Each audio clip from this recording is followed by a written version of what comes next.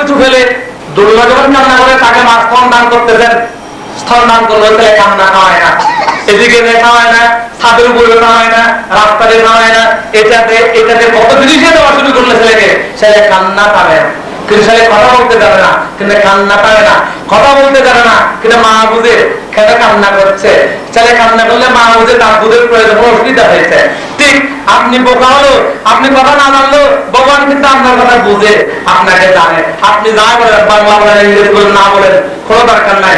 আপনার হৃদয়ের সাথে ভগবানের সাথে সম্পর্ক রয়েছে। তার শুধু সজ্জন মন্ডলী তখন মা কি করলেন, এখন মা বাবাজি বললেন এখন তাহলে কোনো কিছুই নেয় না, কান্নাইও পাবে না, শুধু কি করেন মা দুশ্চিন্তাগ্রস্ত হলেন এবং বুকে আধা করে ধরে রাখলেন।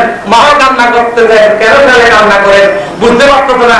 এত খাওয়া দাওয়া সবকিছু দেওয়ার পরও ছেলে কান্না পাবে না, এত ঘুরে ঘুরে ঘুরে কান্না পাবে না, কোলে আধা করে ধরে মা কান্না করছে, ছেলেও কান্না, কে বুঝে কান্না?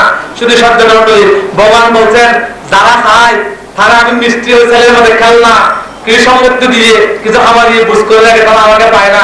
আর তারা কিচ্ছুই চায় না, কান্না করে তাদেরকে আমি আধা করে বুকে ধরে দিয়ে থাকি এবং আমিও ভক্তের জন্য কান্না করি, আমিও কান্না করি ভক্তের জন্য। শুধু সজ্জন মন্ডলী সেই ভক্ত তো পাওয়া যায় না। আপনারা ভক্ত হওয়ার জন্য আশীর্বাদ করুন।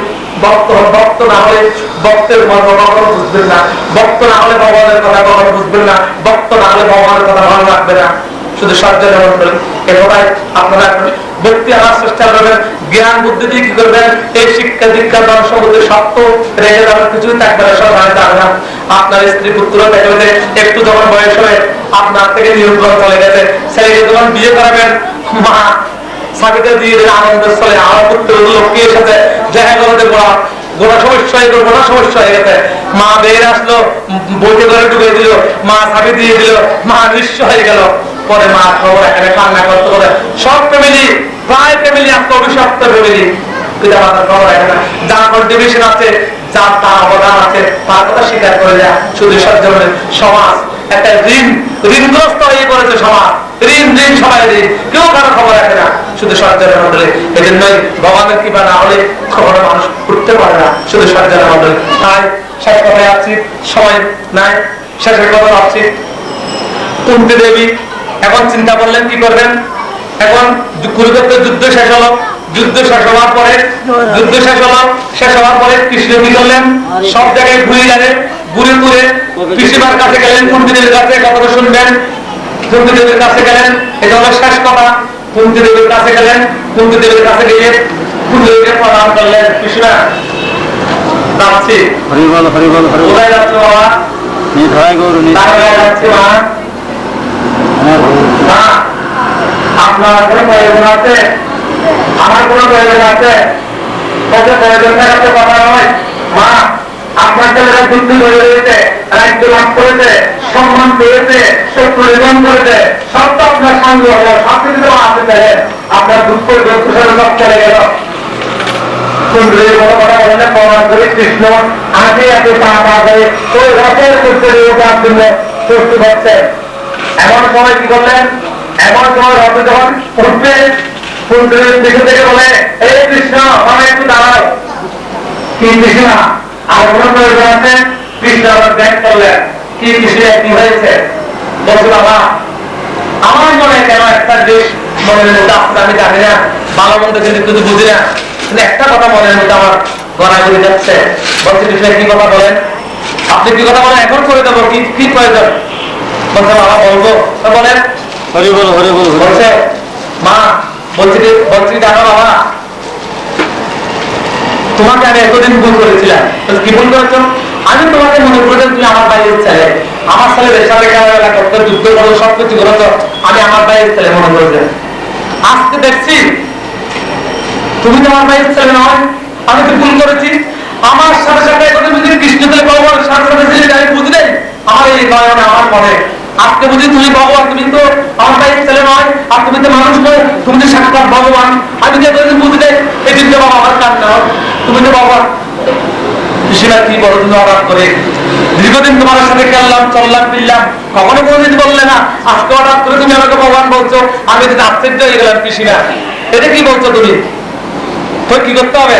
বলছে বাবা আমার বড় ইচ্ছা তোমাদেরকে প্রণাম করতে। হ্যাঁ হ্যাঁ এটা একটা কথা হইতে মা শিবা মা এটা তুমি কেন বললা? তোমাকে মধুক্রম হয়েছে, এতদিন ধরে তোমাকে প্রণাম করেছি আমি এবং তোমাকে পিসিমা বলে দেখেছি, আজকে তুমি আমাকে প্রণাম করবে আমি যে বুঝতে পারলাম না মা, এটা কি বলো পিসিমা?